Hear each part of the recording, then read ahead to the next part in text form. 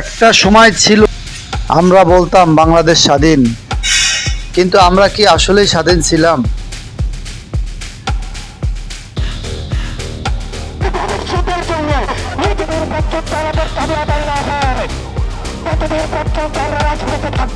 ভাই ও বোনেরা, আমরা যাদের হাতে দেশের শাসন তুলে দিয়েছিলাম, তারা কি আদৌ আমাদের কথা শুনেছে?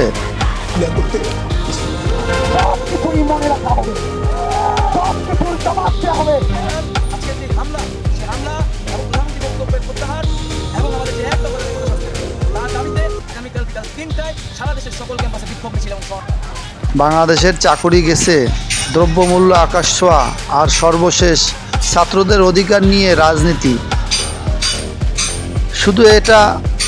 শুধু একটা কোটা রায়ে আশা, স্বপ্ন আর লড়াই সবকিছুই যেন মাটি করে দেওয়া হয়।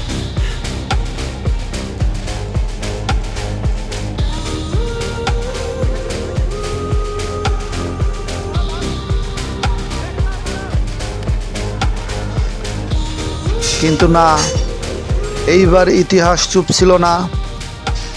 এই দেশের ছাত্ররা, আমাদের ভাইরা বোনেরা, তারা পথে নেমেছিল। তারা বলেছিল, আমরা অন্যায় মানি না। জুলাই 2024 রাস্তাঘাট জ্বলে উঠেছিল অন্যায়ের বিরুদ্ধে আগুনে। সেই আগুনে পড়ে গিয়েছিল অনেকের আশা।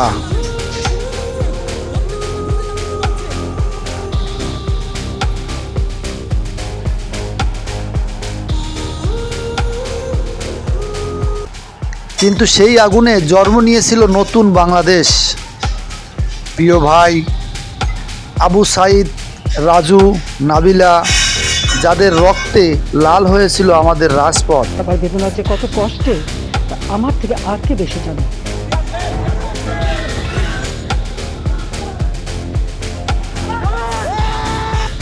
তারা শহীদ হয়েছে এই দেশের সম্মানের জন্য। তাদের রক্ত শুধু রাজপথ ভিজিয়ে দেওয়া যায়নি, ভিজিয়ে দিয়েছে হাজারো হৃদয়কে, জাগিয়ে তুলেছে ঘুমিয়ে থাকা জাতিকে।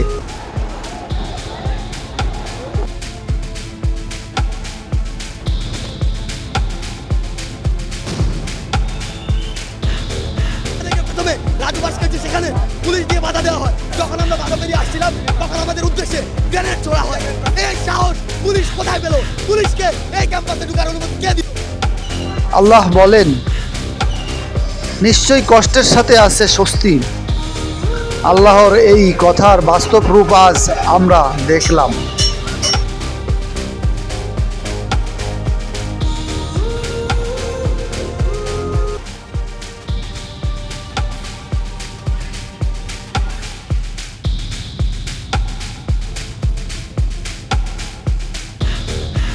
ছাত্রদের আন্দোলনের রক্তে কষ্টে একটা অন্যায়ের শাসনের অবসান ঘটেছে। আজ আমরা দাঁড়িয়ে আছি নতুন এক সূর্যোদয়ের সামনে।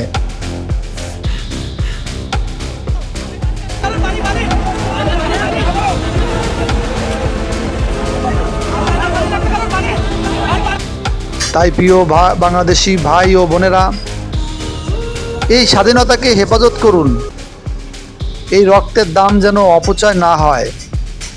ইসলামের আলোয় গড়ে তুলুন এই দেশকে। নিজে সৎ থাকুন, অন্যায়ের বিরুদ্ধে আওয়াজ তুলুন এবং কখনো ভুলে যাবেন না, আল্লাহ সব দেখেন। তিনি ন্যায় প্রতিষ্ঠা করেন, কিন্তু তার জন্য আপনাকে দাঁড়াতে হবে।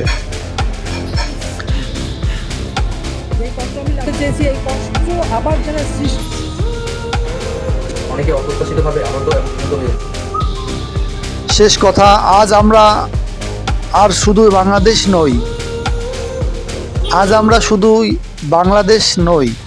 আজ আমরা আলোর বাংলাদেশ।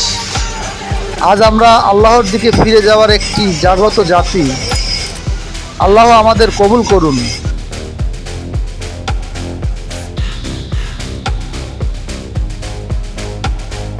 এই দেশকে করুন হক ও ইনসাফের বাংলাদেশ।